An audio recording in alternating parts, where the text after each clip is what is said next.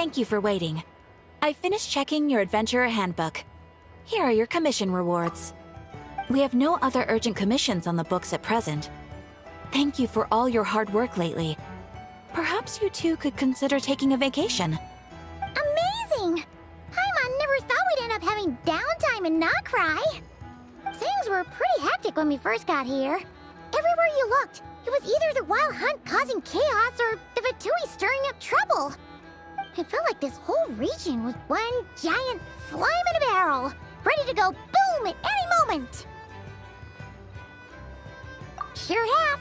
Things were looking pretty dicey, but in the end, we managed to turn it around. Whoa! Paimon just got deja vu! Oh, that's right. It's because we've done this like a million times now. Ah, yes. Are you two aware that the Moon Prayer Night is soon to take place? Oh, yeah! Llama told us that was coming up soon. Wait, why do you mention it, though? Do people in Nasha Town celebrate it, too? Paimon thought it was just for Moon Goddess worshippers. You're partially right. Most people in Nasha Town just see the festival as an opportunity to do business. They do not concern themselves with the religious element. The festival was first celebrated by the Frost Moon Scions. On this day, they would wear moon prayer blossoms and celebrate the birth of the moon goddess through song and dance. They would also prepare food and handicrafts and give them as gifts to others. Over time, it became Nodcry's most lively festival. Oh, sounds like fun! Great! Well, in the meantime, since Catherine doesn't have any commissions for us, let's focus on some personal business instead. When we first got here, you mentioned that this was where your spaceship landed? We didn't get to follow up on it at the time, because we got wrapped up in that whole rare situation, but now we can finally start investigating it properly. Well, there's a saying Paimon's heard around these parts, which goes, if you lift up a rock, you'll find something you weren't looking for. By that logic, you'll never find what you're looking for while you're searching, but the moment you stop looking, it'll jump right out at you. Could be worth a try though, right? Anyway, Paimon suggests we focus on other stuff we want to do for now, and just keep an ear out for spaceship-related intel as we go.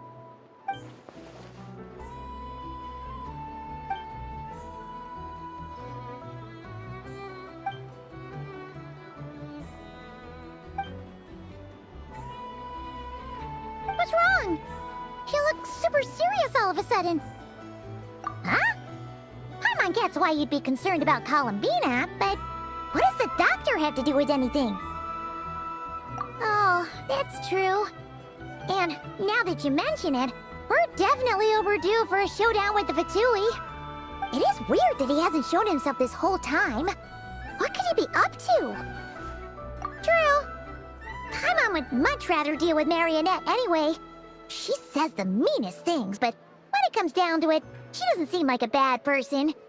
Maybe it's the pressure of being a Fatuse? Especially as a Harbinger. Does she feel like she's gotta act tough to keep up appearances or something? But then, every time we headed out with Rarir, she always wound up having to repair Polonia and her other robots.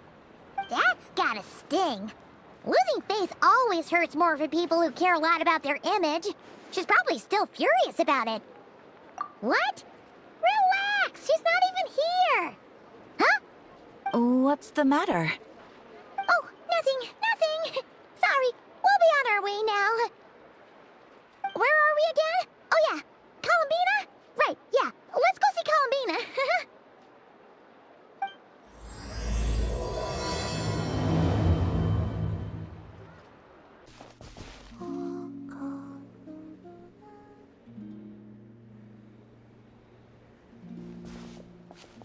Hey, she's sitting up!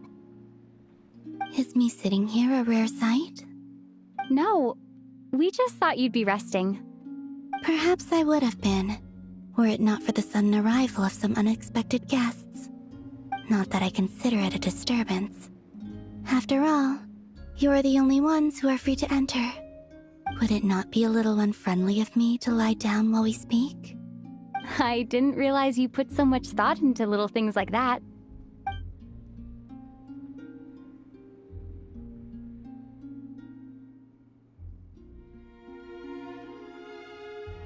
Only sometimes. There have been moments lately where I think about you and your companions. They are warm, mysterious, and cozy memories.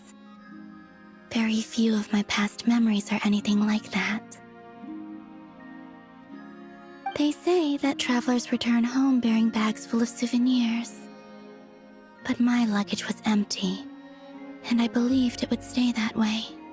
Return home? So, you're still planning on returning to the moon? Yes. This planet continues to reject me, reminding me that I do not belong here. If I remain into that, there will come a day that I disintegrate. And I don't mean reduced to dust or turned into food for the flowers.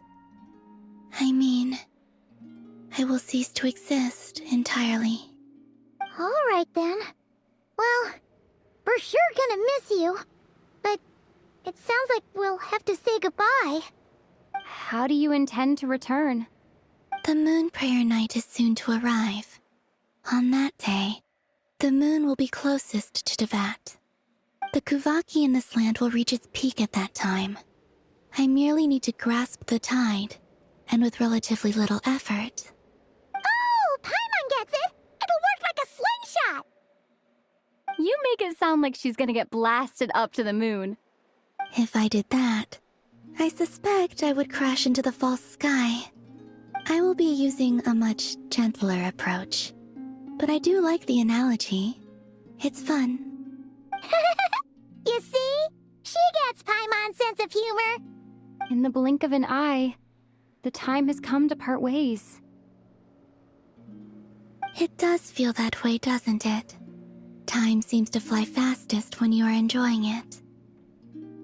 I have always thought of myself as a wanderer on this earth, and it has never expressed any desire to keep me here. Yet, just as I plan to depart, it tugs at my arm. Is this a gesture of affection? Or is the world mocking me? Oh. Were you hoping I can answer that? Yes.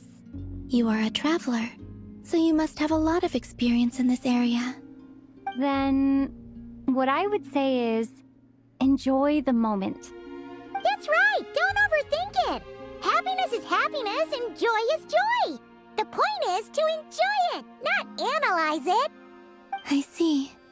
Then what I would say is, even though I am very tired right now, I am still happy. I can't tell from the tone of your voice. Oh, really?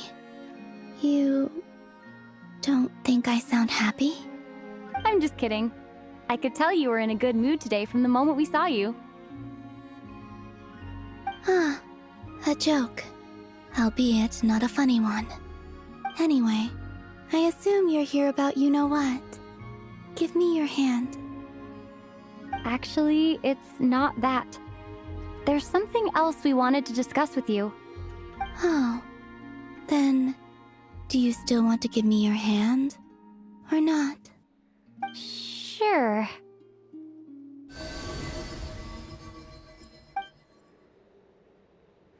Thank you. So, I've heard that in the moon prayer nights of the past, people here would hold celebrations in the moon goddess's honor.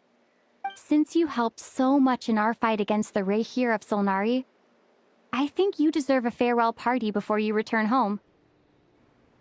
I haven't asked everyone else for their opinions on this yet, but I'd like to invite you to join the upcoming moon prayer night. I've never joined a moon prayer night before. I'm not sure what I would even do. Oh, don't worry about that! We take care of everything! All you'd need to do is show up.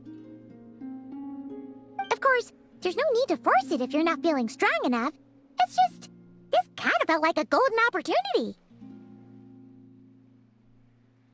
But they call me Kutar, and the Fatui have an arrest warrant out for me. I shouldn't appear in public right now. I'll make it work. You have my word. Yeah, we got your back! Well, she does. Paimon Lama's actually not too sure what she's planning. All right, if you're sure. I will not refuse your invitation. I suppose it wouldn't hurt to pack a few more sights from this world into my suitcase before finally learning what my homeland looks like. Oh, if you see Lama, please tell her that my answer to the question she asked me is neither yes nor no. Rather, it is. There is no need. That was kinda cryptic, but sure. Guess it's between the two of you. We'll pass along the message. Bye for now!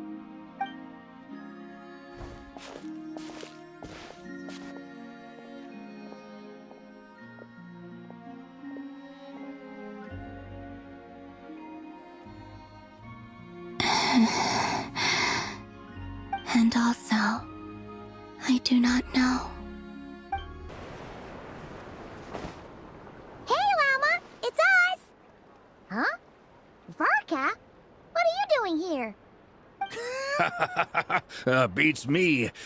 I had a bit too much to drink last night, and when I woke up, I was on Hisi Island. Mr. Varka is helping to oversee Nasha Town's preparations for Moon Prayer Night. He is here to go over some details regarding the decorations and custom cloth designs. Right, yeah, that too. What do you mean, that too? Yes, celebrating this festival is a long-held tradition here in Nodcry.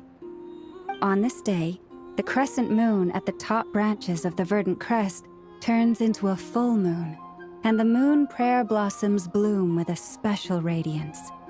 Our people take these to be blessed omens.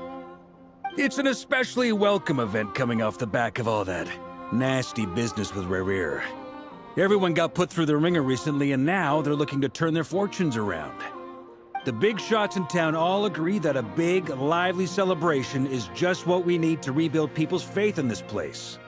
No wonder Catherine said that people weren't so bothered about the religious element. That's right. It's become more of a local custom by this point. The celebrations have little to do with whether the religious stories behind this event are true or not. Even the Frost Moon Scions are eagerly awaiting the coming of Moon Prayer Night, despite now knowing that their past beliefs were founded on a falsehood. That's fair. It's a bit like the Lantern Ride in Liyue. It's a chance for people to enjoy themselves, not debate the existence of the Adepti. Oh, one other thing! We just went to see Columbina. We went ahead and invited her to take part in the festival this time. Hope it's okay. Wait, so... you mean she agreed to it? Huh. That's quite a surprise. Then, I suppose that she intends to return to the moon on that day. Oh, yeah! It's kind of a complicated process, but basically, it's like a slingshot. I understand. In truth, I had a feeling that she might make such a decision. Well, if Kuthar has decided to participate in the festival, we should prepare accordingly. Yeah, exactly. She was saying how it could be risky for her to show her face in public. We were wondering if there was any way we could hide her. Unfortunately, the people who carved the statues did an excellent job of capturing her likeness. It will be very challenging to hide a goddess whose face everyone is so familiar with. Darn! We may have bitten off more than we can chew here. Nah, don't sweat the small stuff. We can handle that. Huh? Are you saying you have a plan? Not as such, no, but the most important thing with a festival is to keep the mood light and your spirits up. You can't go preparing for a festival with those long faces. You'll never convince anyone to enjoy themselves. The Mondstatter spirit is strong with this one. As it happens, I agree with Mr. Varka. Let's start by making our appreciation for Kuthar the beating heart of the festive atmosphere. And who knows? Once we get the ball rolling, perhaps everything will just fall into place. Hey! Did you catch that? Lama said the thing! Or Close enough, at least. Hmm? I'm looking forward to the Moon Prayer Night already. We have a festival in Mondstadt called Windbloom, and you can always tell which couples are celebrating it for their first time by the smiles on their faces. Big, beaming smiles like their whole face is glowing. And I have a feeling we'll get to see that same smile on the Moon Goddess's face at this festival. Not quite the same, surely. Anyway, I'll take care of business in the city, but I'll have to leave the decor up to you and the Frost Moon Scions. No one else can capture that traditional aesthetic quite like you guys. But lastly, there's the final key element that brings the festival to life. Companionship. Before you leave, let me show you something that we've been preparing. Mr. Varka had asked to see it already, so you may as well tag along. Also, I have some further questions about Kutar's decision. Huh? What's this? They sure look like they're having fun.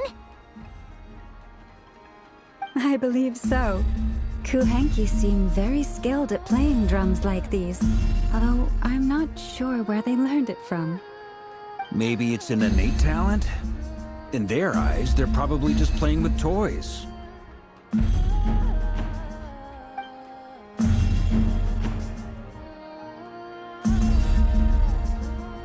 Luanatar! You want to play too? Yeah. She looks more confused than anything. Maybe we can teach her next time if we get the chance.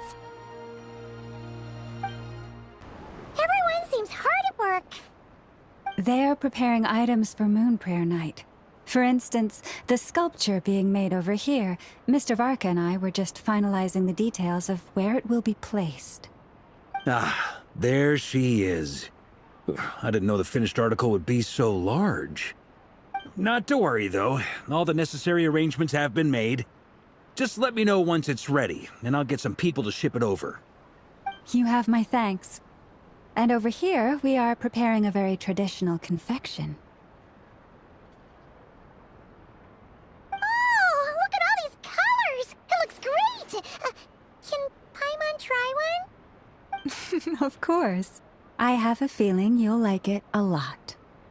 You bet! Sweets and treats are Paimon's favorite! If you included those in the Feast of the Moon, I bet Paimon would have joined the Frost Moon Scions by now. There will also be verdant crests like this present in Nasha Town during the festival. The timing of Moon Prayer Night is not completely set in advance. We make a rough estimate, then observe the changes in the verdant crests and moon prayer blossoms to guide us. As such, the wait itself is a fun feature of this particular festival.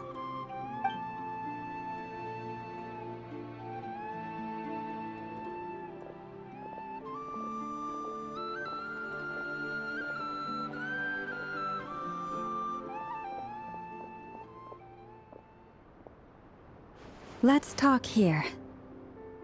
To tell the truth, I am very surprised to hear that Kutar is willing to participate in the festival.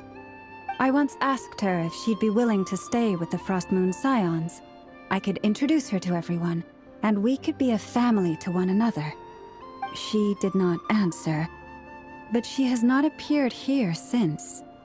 I took this to mean her answer was no, but if that were the case, she would not have accepted this invitation. Ah. I see. Maybe she is right. Maybe the Frost Moon Scions of today no longer need a moon goddess. But my wish was not for her to come here and be worshipped as a deity. I simply wanted to offer her a place to stay.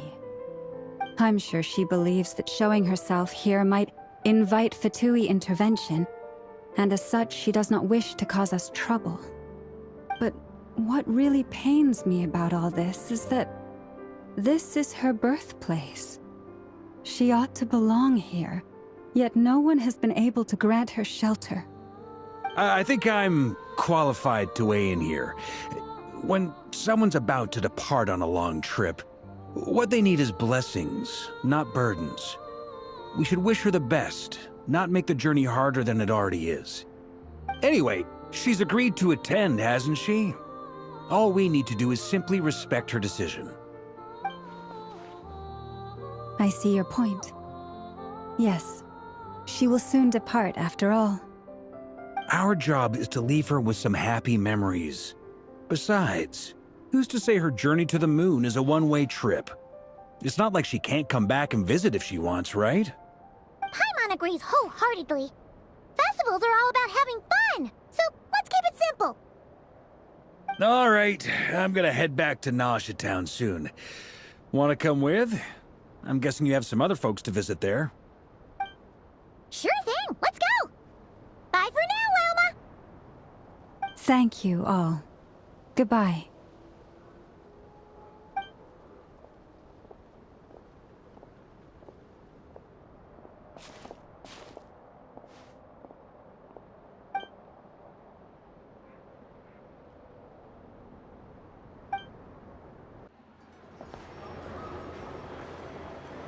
Huh?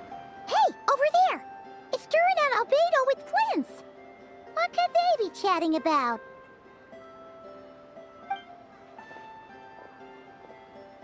Your guess is as good as mine. Ah, Grand Master, and the Traveler and Paimon. Hello there. It's been a while. Perfect. We have some new volunteers for our investigation. Wait, let me guess. The righteous Lightkeepers are finally ready to hunt down the Abyssal Dragon? Haha. Yes, that too. Yeah, right! Oh, wait! Why does everyone keep saying that too? Well, to be precise, the facts match, but not the causality. Wait, so I guessed right? Half right! Don't act so impressed with yourself. Maybe I can explain. We ran into Mr. Flint's north of Nausea Town. At that time, we just noticed a few abyssal creatures out in the wild, but the strange thing was, I didn't detect any traces of abyssal energy on them at all. On closer inspection, we realized that they were not real monsters, but something akin to reflections in the water, or perhaps a mirage. Huh? What do you mean? Like, you could see them but not touch them? Exactly. It was very peculiar. They roared and tried to attack us, but we could not make any physical contact with them. I think I've heard of things like that happening in Nodcry before, but I don't know much about it. Yes, it's a known phenomenon. Mirage-like illusions tend to appear in Nodcry in the run-up to Moonprayer Night. From a distance, they appear quite real. I myself thought that Misters Durin and Albedo were locked in battle with abyssal monsters when I first arrived. But after sharing intel and investigating a little further, we can confirm that these illusions are harmless. There is no great cause for concern. All the Mirage stories I've heard are either animals, rocks, or small houses. Abyssal monsters, though? That's a first. It's a first for me, too. So I'm planning to look into it further just to be on the safe side. I intend to inspect a few more locations. What about you two? Any plans? Alice contacted me a few days ago. She'd like me and Durin to assist her with an experiment. But we lost contact shortly after receiving the message. I'm sure that comes as no surprise to anyone familiar with her. We don't know when the wind will blow, yet when the wind blows, we will know. That, in a nutshell, describes how Alice operates. Yeah, that tracks. Okay. Well, I suggest we investigate this Mirage business in the meantime. It's piqued my curiosity, and I'm pretty sure I know someone who will already be 10 steps ahead of us. Well said. Right? Whatever's happening in Notcry, she always seems to be the first one to know. Let's go see what she knows. We can invite her and her staff to the festival while we're at it.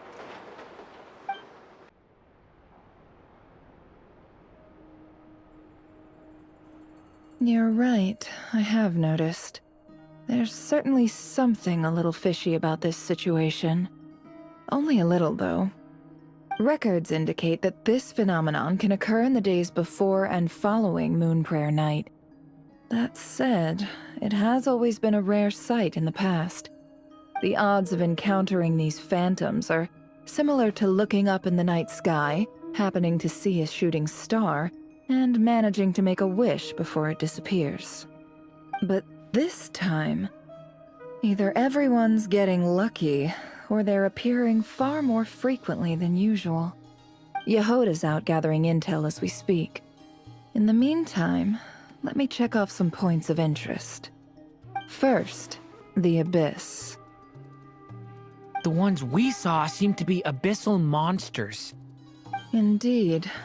But we have identified one location where many more of them have made an appearance. And not just monsters, but human phantoms, too. Given the scale and nature of the phantoms, it's almost as if someone's last memories are coming to life. Or perhaps the memories of multiple people. Oh. So you mean the phantom monsters are hunting down the phantom humans? Exactly. The phantoms can interact with each other, but we have no means of intervening. In addition, some of the human phantoms would seem to be from the very distant past. This is clear both from the clothing they wear and the stories they tell. They claim to be from Hyperborea, a name which I've heard from Lauma before. If this is true, it means they must be from 6,000 years ago. Did Paimon hear that right? 6,000 years? It sounds like this merits further exploration. That'd be a big help. I'll leave it with you, Albedo. My knowledge of ancient history is non-existent. I used to doze off every time the pre-Knights Favonius era came up in class. It's quite a miracle that you were able to understand these phantoms' speech, given how long ago they lived. I suppose you're right. But I'll leave the archaeologists to ruminate over that conundrum. As an intelligence broker, my sole interest is in the value of the information I gather. Which, in this case, hopefully means earning myself some good favor with our dear Lady Moonchanter. So calculating. Whew, this intel broker logic always catches Paimon by surprise. Sounds to me like we could split the work up. I think the abyssal phenomenon is best left to Albedo, Flint's, and me. Agreed. It coincides with my duty as a lightkeeper. For my part, I'd like to understand the Abyss better. Even a little knowledge would go a long way. This is certainly a rare opportunity to study the Abyss. But even rarer, perhaps, is the chance to make contact with the Ancients. The Curatorium will take the lead on investigating the Hyperboreans. We put in the work to learn what we know so far. It seems only fair that we get some quantity of exclusive intel. That just leaves our trusty team of 2 unassigned. Since you became an honorary knight, of course. This was part of my grand plan all along. Ha ha ha!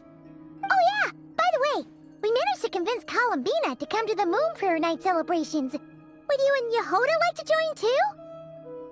She agreed to that? Huh. Quite an achievement. Never underestimate the traveler, I guess. I'd be happy to join. No point shutting myself inside when the streets are all decked out. I doubt any clients will be visiting during the festival in any case. And Yehoda loves a party, so I'm sure she'll jump at the opportunity. No, no, no, no, no, no, no, no, no, no! Way to contradict me in front of... Wait, no, that's not what I have bad news, boss. So many people Alright, everyone inside! Quick!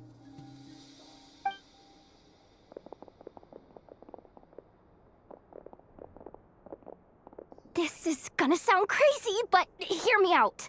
I saw one of those phantoms at Star Sand Shoal, and it was some sort of flying ship. Like a spaceship? That's gotta be the one you came to Tibet in. You said you saw the same thing through the moon marrow, right? Huh? You already know about it? Ugh, I thought I was gonna blow people's minds. Turns out I'm the last to find out. Wait. Back up. You came here in a spaceship? Now my mind is blown! What's it like on the inside? Was it like flying through space? I want to know everything! Yep, exactly. Huge discovery. You're the best. Second best intel broker in the world. After your boss, of course. Wow. Really? Well, I don't know if I'm all that, but... I guess that decides where we're heading next. Come on, don't look at me like that. I know the spaceship doesn't have anything to do with me, but you don't want to leave me as the only one twiddling my thumbs, do you? Please? Fair enough. You can tag along. In that case, let's meet back here to discuss our findings once we're done. I wish everyone a productive investigation. You too.